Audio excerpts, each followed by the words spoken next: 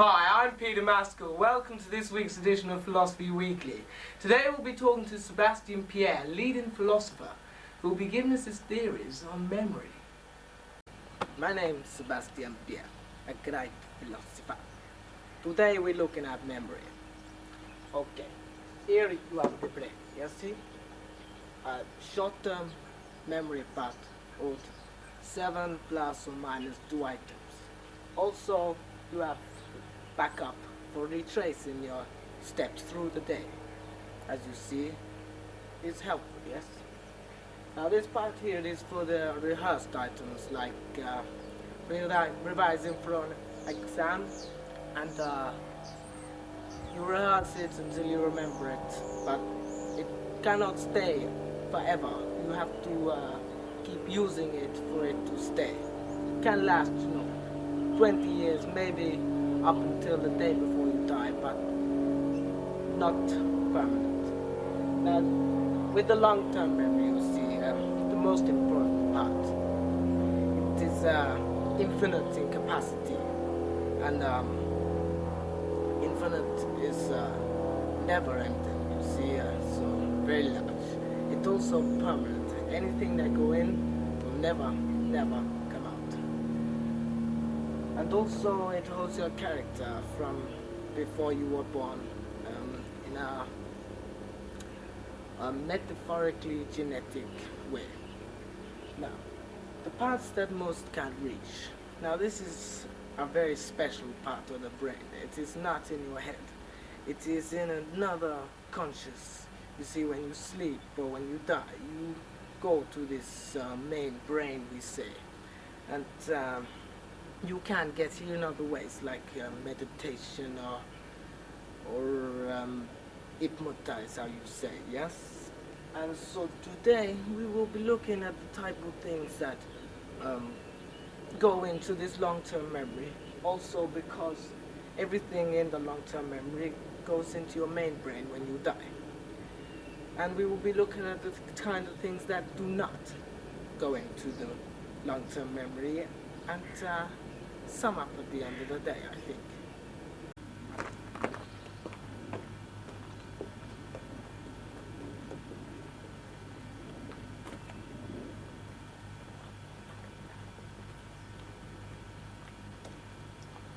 In that last scene, we saw two people have a very brief contact. But the eye contact was enough for them both to acknowledge each other. And when you meet someone for the first time and you find them slightly interested, it will go into your long-term memory and be kept forever. Now, the recall may be more difficult and it may pop up in dreams, but then if you saw the person again, you would think, where have I seen you before? But you would know that you've seen them before. And that is the main issue here. Because you would remember, and there is a way of recalling that, and you can get a perfect image of the person's face, and where you saw them, and what you were doing at the time. There's so much information that could be held in just one little bit. So this is the significance. When you meet someone and you remember, it is a good thing because it's something that you take with you to your deathbed. And there's not many things that you take with you to your deathbed. Alright, my name's Stephen Hartley, and this here is my pride and joy. I'm going to show you what it can do, right? I love this car, dude. I love it. Beautiful.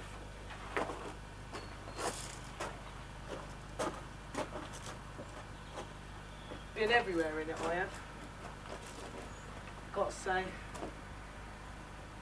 I don't need a girlfriend when I've got this.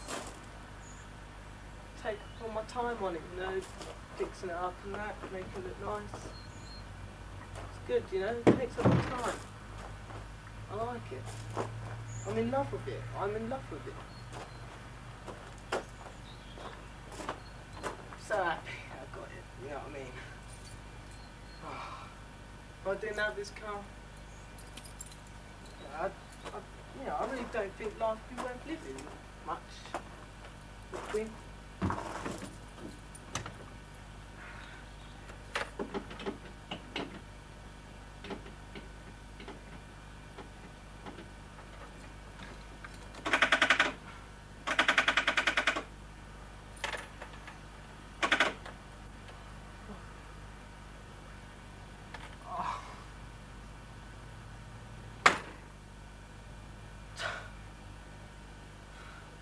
What?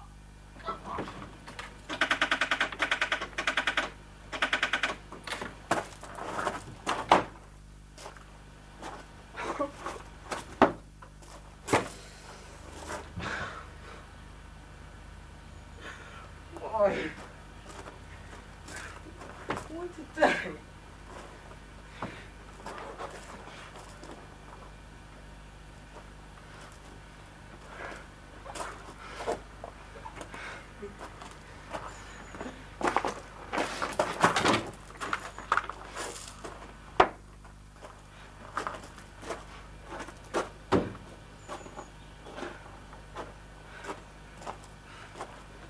It just ain't fair. See all my mates, they got bloody brand new cars they have. I have to swallow some words of said now. I was in love once. Well, this one particular time is quite specific.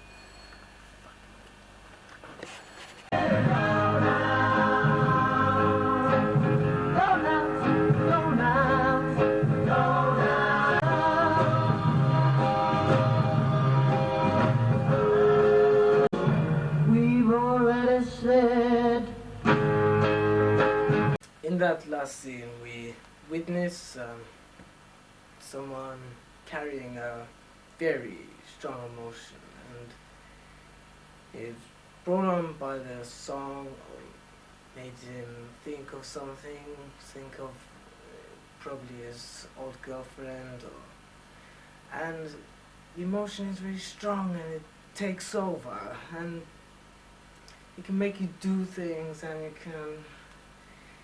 It's very, very powerful. The most powerful and probably the most important aspect of the human body is our feelings, and you have to remember this, because the feelings is what we live for, and these also are in the long-term memory. You have feelings in the memory. It keeps the feelings, because if it didn't, there would not be any point for it. There would be no relevance, and it does. And if people could see this and realize that their feelings are the most important thing, I think that is a point I would like to stress very much. As everything, every feeling you could possibly imagine, you could feel them all in the same minute. They all mix together and create an original feeling.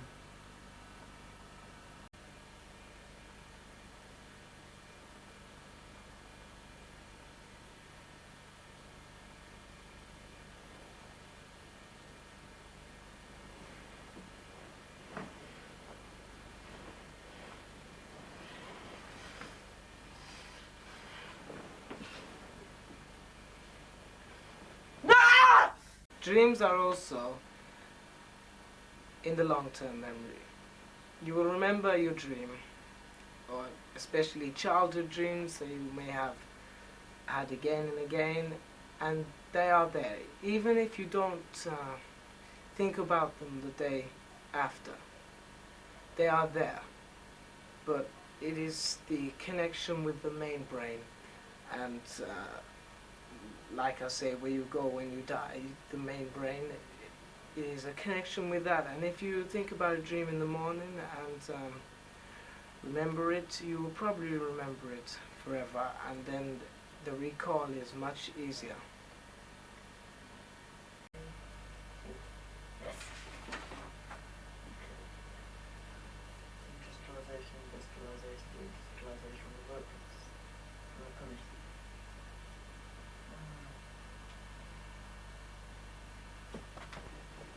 So, as we see here, the boy is revising for his exam, and he's going through the things in his head, rehearsing them until he remembers it, okay?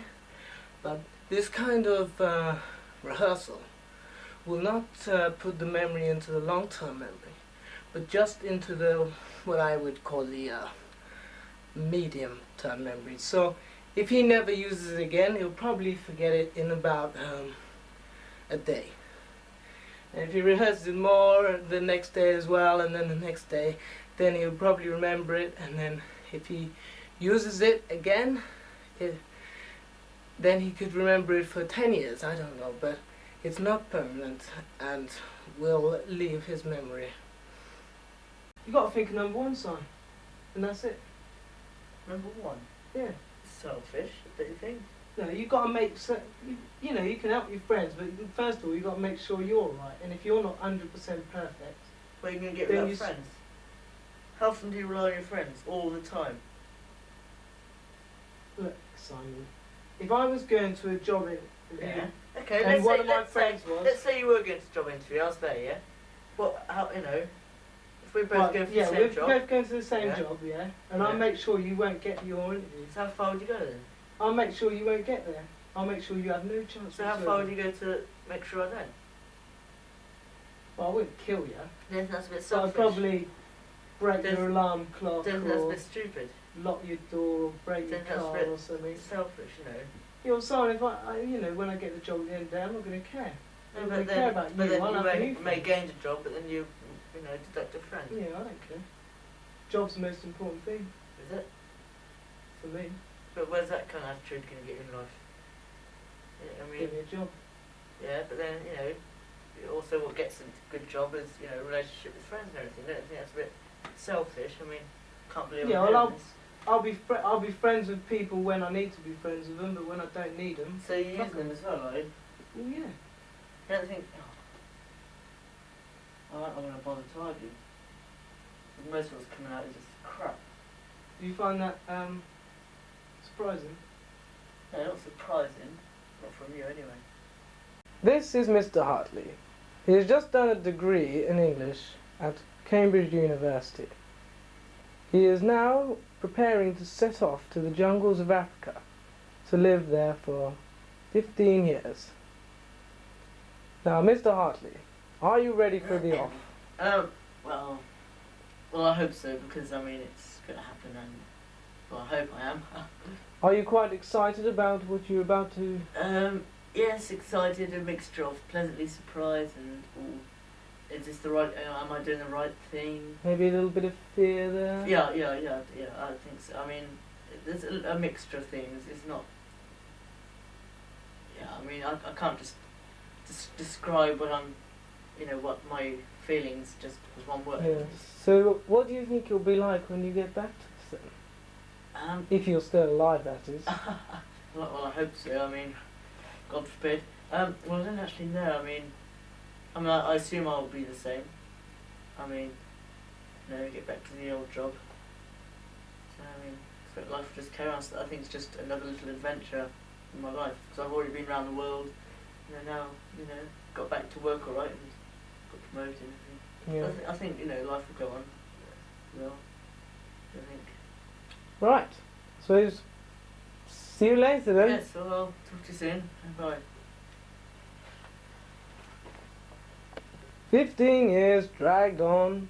Not much change in the Hartley house, as he wasn't there to change anything. And now this is the very exciting day when we're going to see Mr. Hartley again. It's a pretty exciting moment now for us all. So Mr. Hartley's back now from his 15-year trip in Africa. And before I introduce him and everything, I'm just going to go through roughly the notes one of the quotations that we actually got from 15 years ago is Mr. Hartley saying himself, "I'll be back in 15 years as myself, get back to my job." I mean, maybe we should have a look. What is it like? Mr. Hartley? Mr. Hartley? Mr. Hartley? Over here. Hi. Yeah. Okay. No, if you, can I say? Yeah. Okay. Can I just say, if you stand back, that's brilliant. Stand.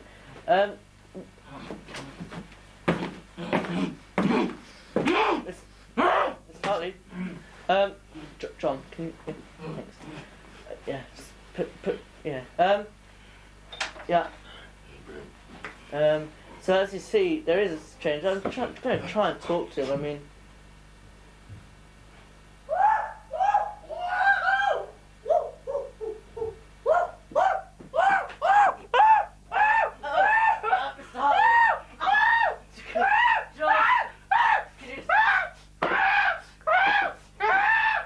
As we see there in the last scene there, Mr. Hartley was a well-educated man, and he left for Africa to live a totally different lifestyle.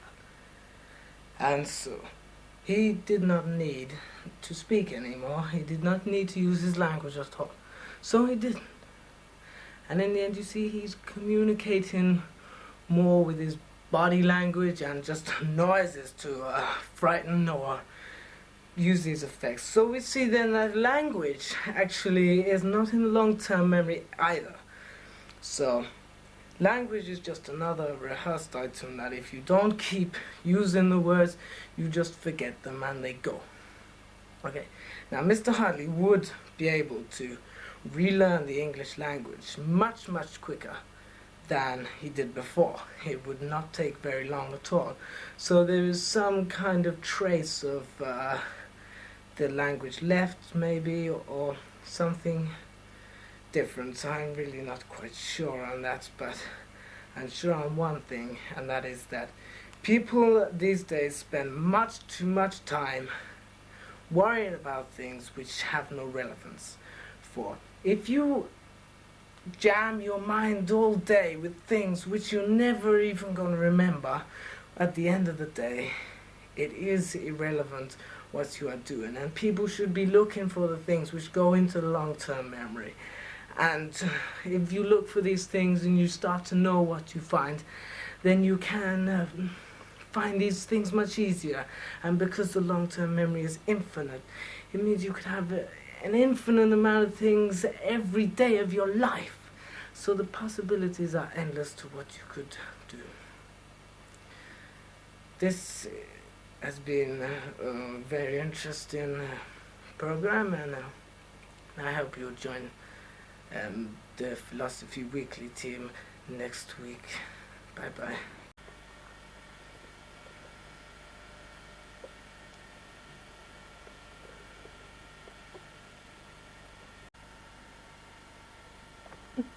Get it! I'm gonna get it! I'm gonna get it! I can't believe! Oh no!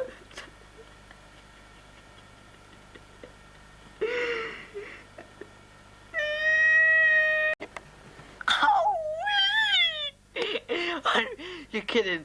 Whoa, I can't believe I can do that, I can do that, I can do that. I know it's not happening.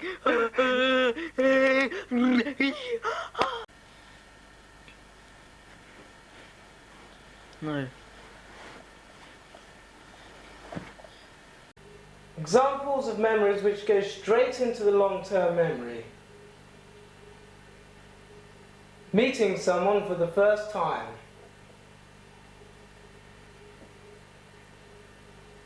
Experiencing any feeling in a strong way.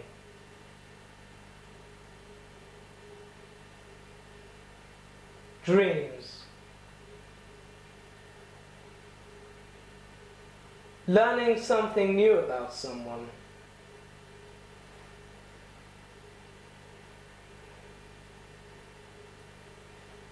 Examples of memories which don't go into the long-term memory. Work, boring, work. Revising for an exam. Language.